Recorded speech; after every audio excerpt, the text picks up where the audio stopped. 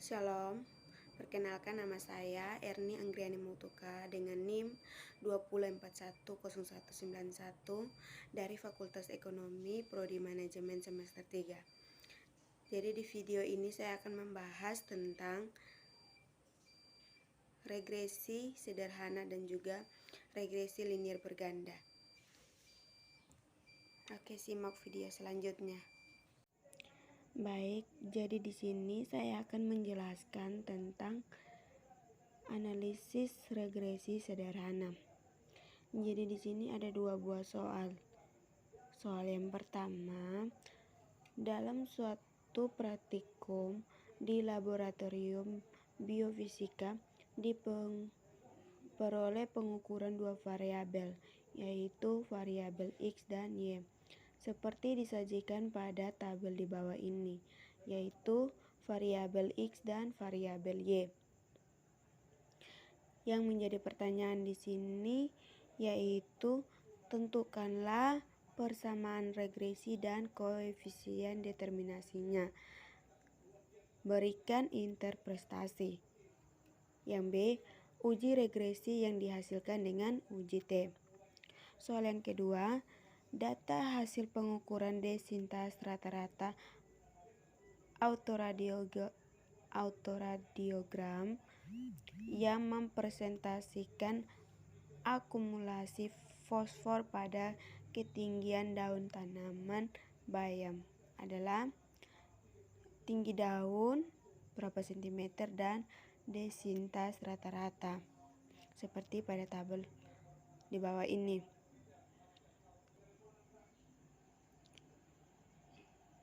Pertanyaannya, tentukanlah persamaan regresi dan plot pada tabel tersebut pada grafik. Yang B, tentukanlah koefisien. C, tentukanlah hipotesis yang sesuai dan lakukan uji signifikansi dengan uji T. Kemudian berikan interpretasi untuk pertanyaan A, B, dan C. Baik, saya akan menjawab nomor 1. Jadi di sini sudah ada kolom dari persamaan regresi sederhana. Ada X, X2, Y kuadrat, Y kuadrat, dan XY. Jadi di sini nilai X-nya 60, 90, 30, 80, 70, 50, 80, 100, 560. Jumlah data ada 8. Oke, jadi X kuadrat ini hasil dari X kuadrat itu dapat dari 60 dikuadratkan atau 60 dikali 60. Jadi hasilnya 3600. Karena di sini X kuadrat maka 60 dikuadratkan. Kemudian 90 kalau dikuadratkan hasilnya 8100. Kemudian 30 dikuadratkan hasilnya 900. Yang berikut 80 kalau dikuadratkan hasilnya 6400. Sedangkan 70 kalau dikuadratkan hasilnya 4900. Yang berikut 50 dikuadratkan hasilnya 2500. Sedangkan 80 jika dikuadratkan hasilnya 6400. 100 dikuadratkan hasilnya 10.000. Di sini sigma atau jumlah keseluruhan data.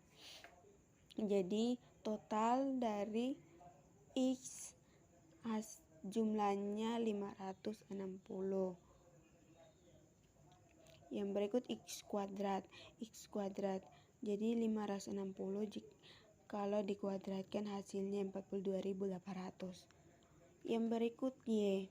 Y di sini 300. Y kalau dikuadrat. Di sini Y kuadrat.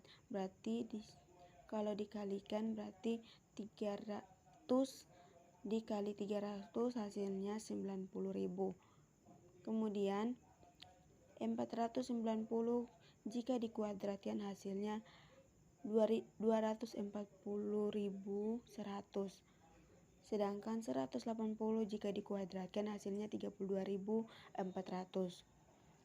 Yang berikut 420 jika dikuadratkan hasilnya 176.400. Kemudian 340 jika dikuadratkan hasilnya 152.100. 250 jika dikuadratkan hasilnya hasilnya 130.000. Kemudian 410 jika dikuadratkan hasilnya 168.100. 520 jika dikuadratkan hasilnya 270.400. Jumlah dari data Y hasilnya 2.960. Jika dikuadratkan maka dapat 1.259.500. Jadi di sini ada kolom XY, kemudian ada kolom XY. XY di sini berarti X dikali dengan Y.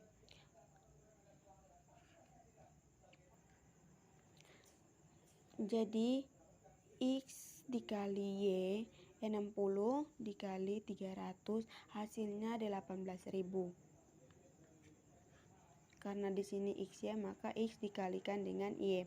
Kemudian 90 dikalikan dengan 490 hasilnya 44.100. Kemudian 30 jika dikalikan dengan 180 hasilnya 5.400. Kemudian 80 jika dikalikan dengan 420 hasilnya 33.600. Kemudian 70 dikalikan dengan 390 hasilnya 27.300. 50 dikalikan dengan 250 hasilnya 12.500. 80 jika dikalikan dengan 440 hasilnya 32.800. Kemudian 100 dikalikan dengan 520 hasilnya 52.000. Kemudian 560 dikalikan dengan 2.960 hasilnya 225.700. Yang berikut B. Di sini ada rumus N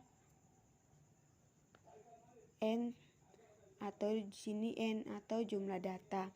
Sigma dalam kurung sigma X1 dikali Y dikurangi dengan sigma X1 kali sigma Y1 dibagi N sigma X1 kuadrat dikurangi sigma X1 dikuadratkan. Kalau di sini kuadratnya di luar sama dengan 8. Jadi N di sini jumlah data. Jadi di sini jumlah data ada 8. 8 dikali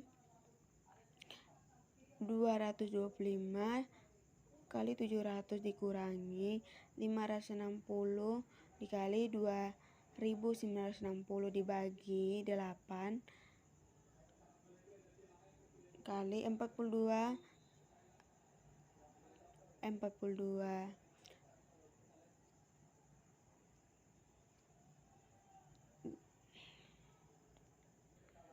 Yang berikut B, uji regresi yang dihasilkan dengan uji T.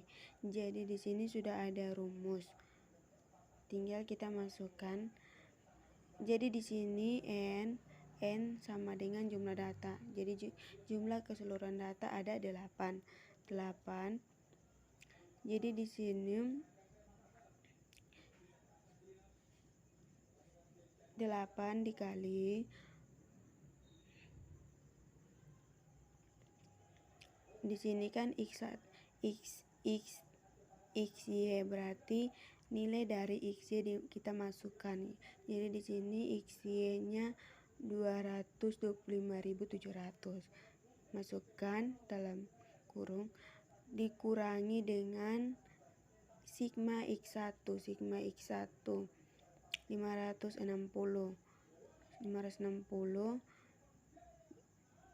dikali sigma y1 2960 dibagi dengan 8 jumlah data.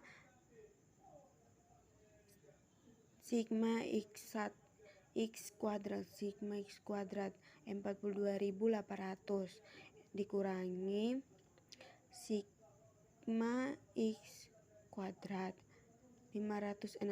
Jadi di sini sigma berarti dalam kurung kuadrat baru dikuadratkan sama dengan, jadi 8 dikalikan dengan ini dikurangi 560 kali 2.960 sama dengan 1.675.323 dibagi dengan 28.800 sama dengan 58,179. Kita bulatkan menjadi 58,17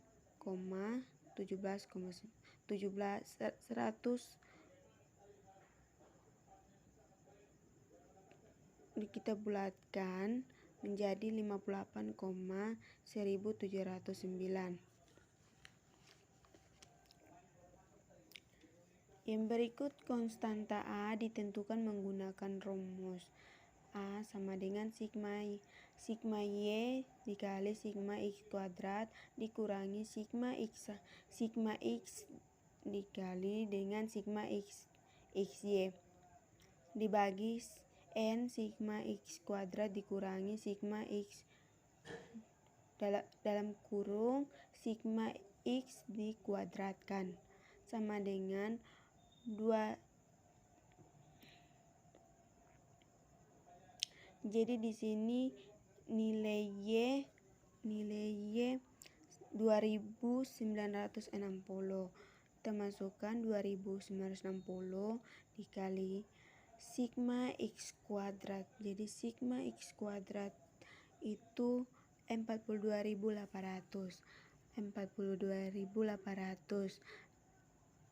dikurangi dengan sigma x di sini x 560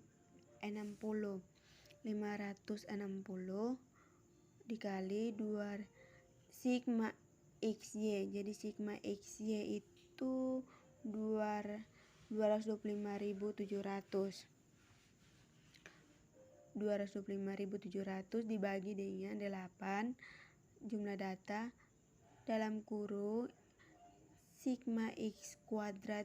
Jadi sigma x kuadrat itu 42.800 dikurangi dengan sigma x dalam kurung sigma x dikuadratkan.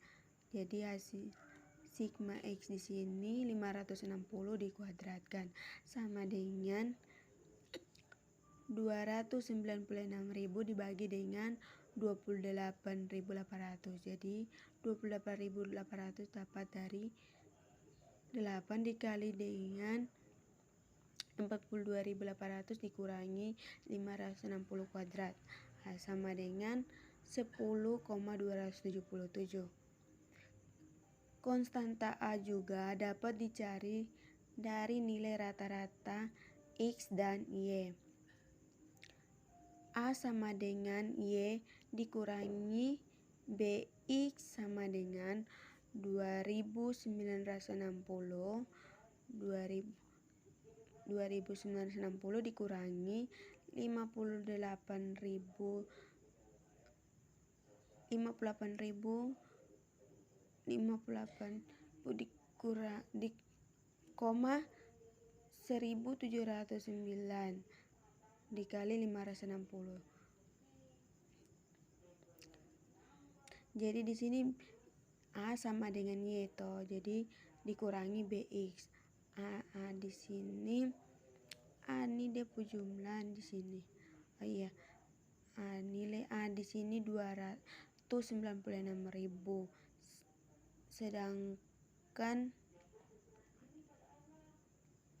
Sedangkan nilai B di sini 58,1709 dikali 560 sama dengan 10,277. Jadi persamaan regresi linear adalah sama dengan Y sama dengan 10.277,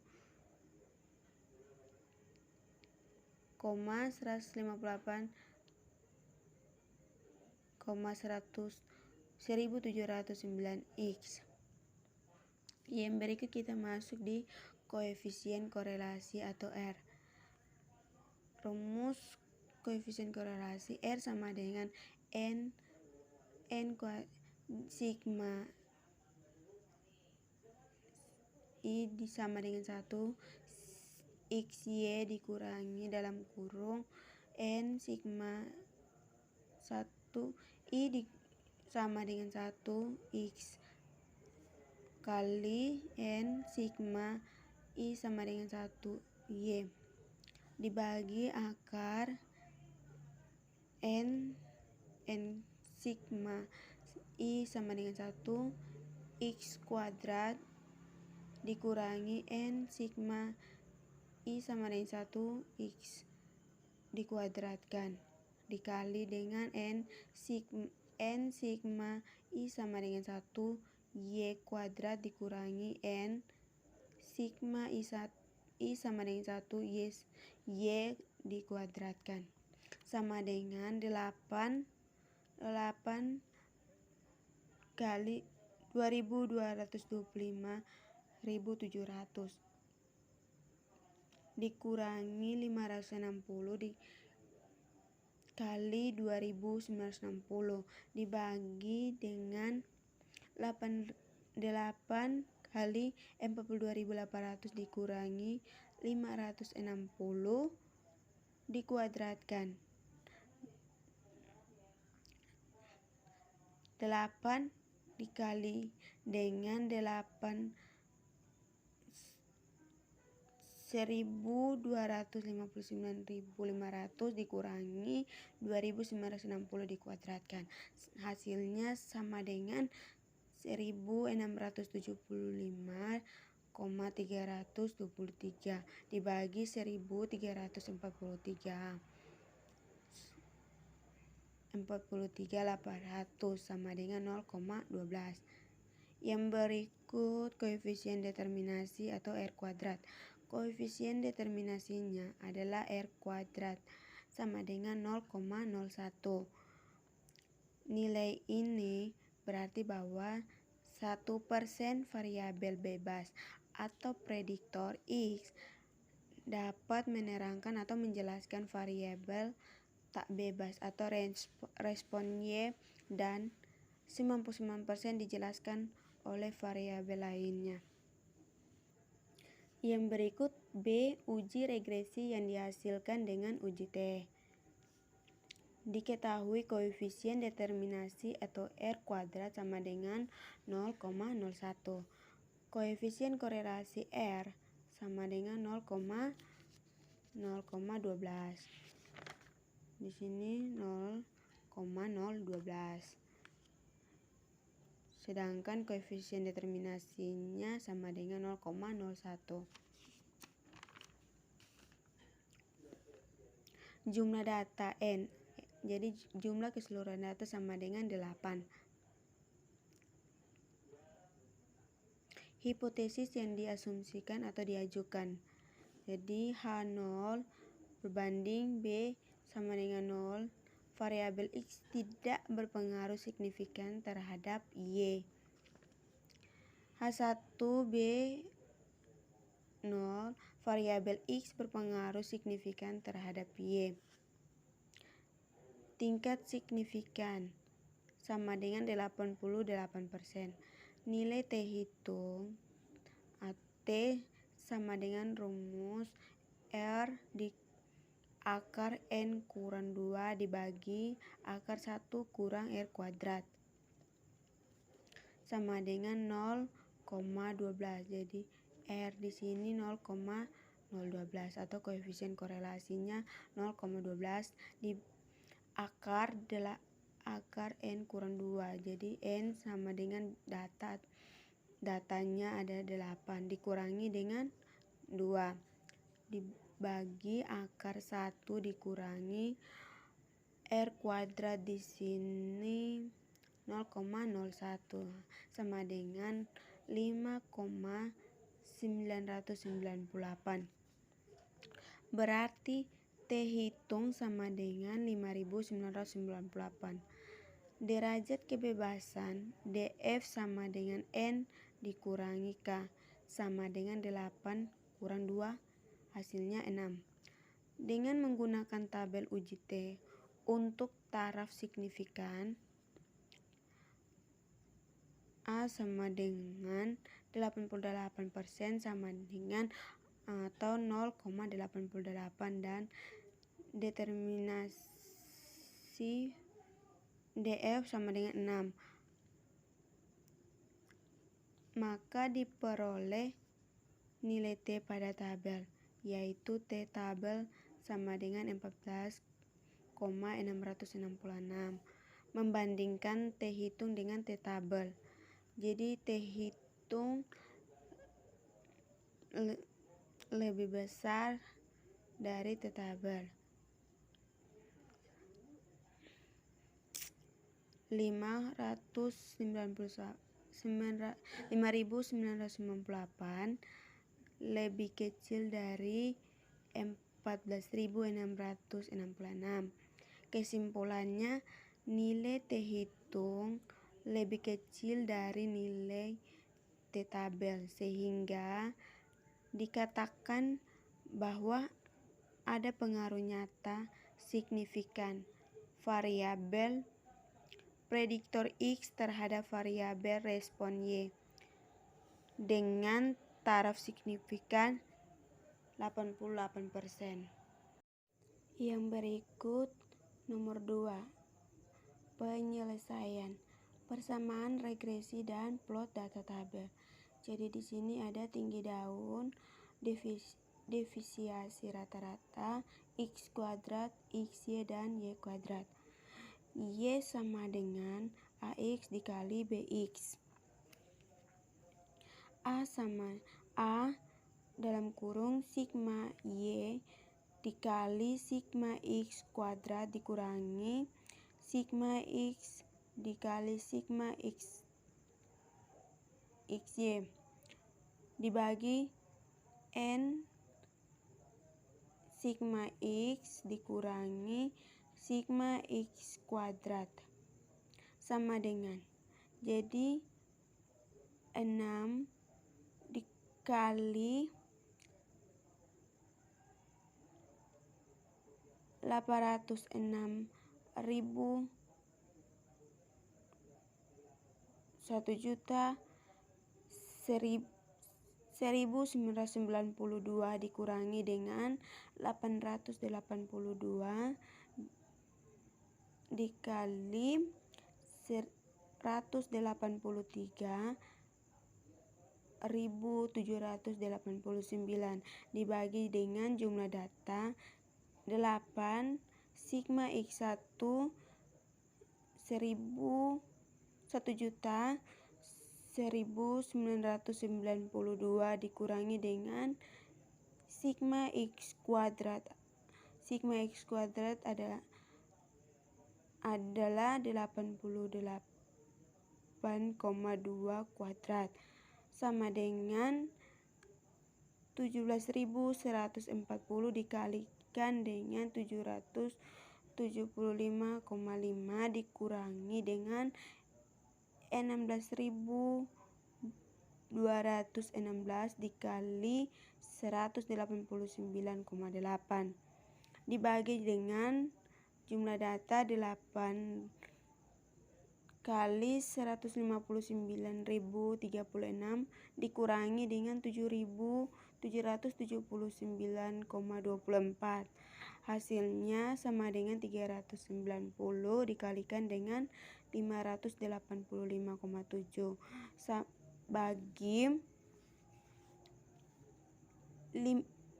dibagi 380,12. Hasilnya sama dengan 2.448.013.664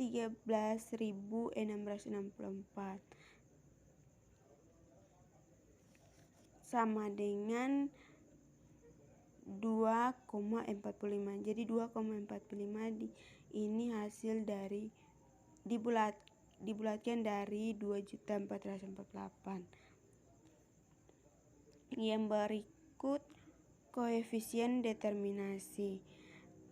Rumus koefisien determinasi sama dengan R sama dengan N sigma I sama dengan 1 di XY dikurangi N sigma I sama dengan 1 X dikali N sigma I sama dengan 1 Y dibagi dengan akar N sigma 1 sama I sama dengan 1 X kuadrat dikurangi X dalam kurung X dikuadratkan N dikali N kurang N sigma I sama dengan 1 Y kuadrat dikurangi dengan N sigma I1 I sama dengan 1 Y dikuadratkan sama dengan 8 dikalikan dengan 183.789 dikurangi 88,2 dikalikan dengan 16.806 dibagikan dengan 8 dikalikan 1.100.992 dikurangi 88,2 dikuadratkan kali 8 35.494 dikurangi dengan 16.806 dikuadratkan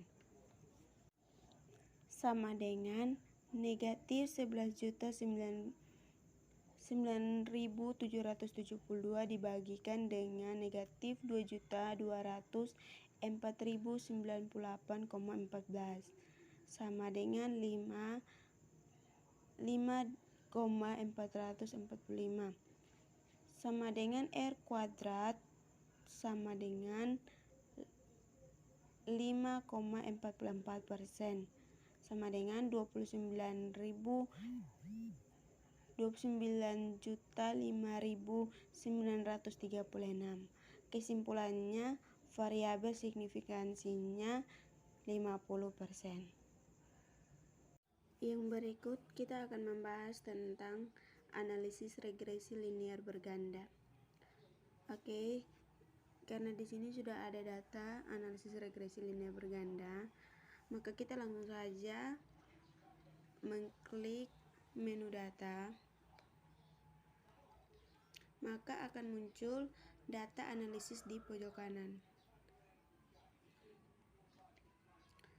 Kita klik data analisis, kemudian kita pilih regression, klik OK. Oke, baik, jadi di sini sudah muncul nilai dari input Y range. Kemudian kita akan menghitung nilai dari Y range. Kita klik.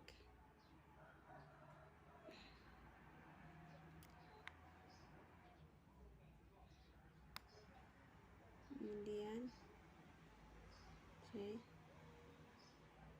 yang berikut X range. Jadi karena di sini linear berganda, maka kita gabungkan X2 dan X1.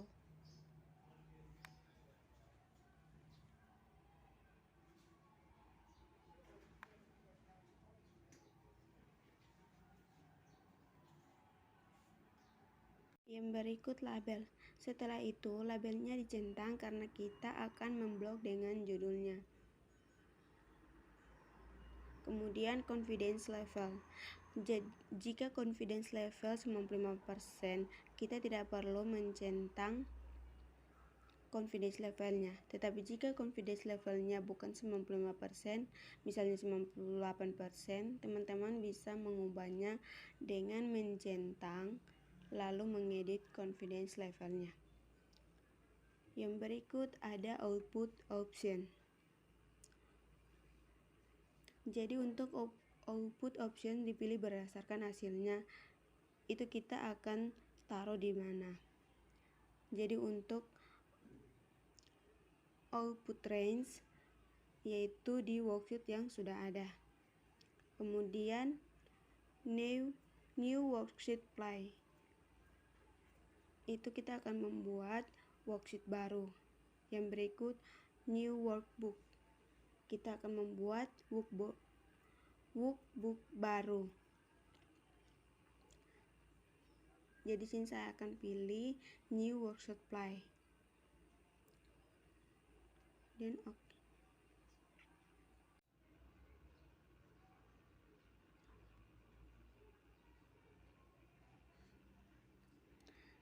Oke, jadi di sini sudah muncul summary output dan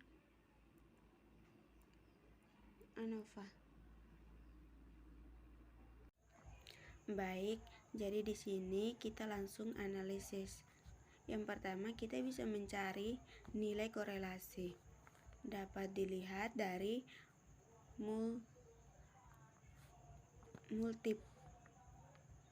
multiplier. Terus di sini multiplier sama dengan nilainya sama dengan 0,9337. Jadi dia termasuk kategori sangat kuat. Selanjutnya yaitu nilai koefisien determinasi. Nilai determinasinya adalah 0,8353 atau 83,53%. Yang berarti bahwa X1 dan X2 menjelaskan Y sebesar 83,53%, sisanya dipengaruhi oleh faktor lain.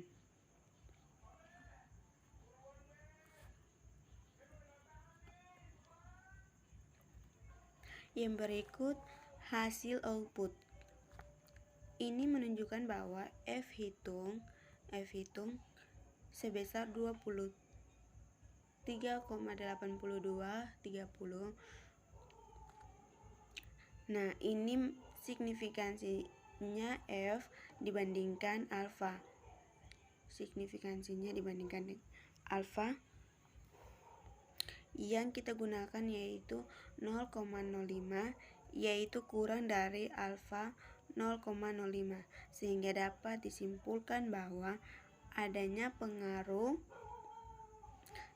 yang signifikan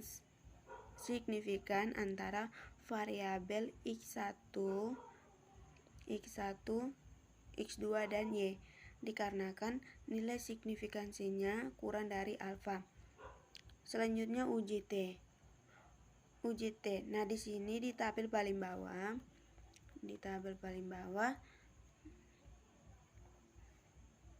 ada tabel T-stat. Ini T hitung bisa dibandingkan dengan T tabel.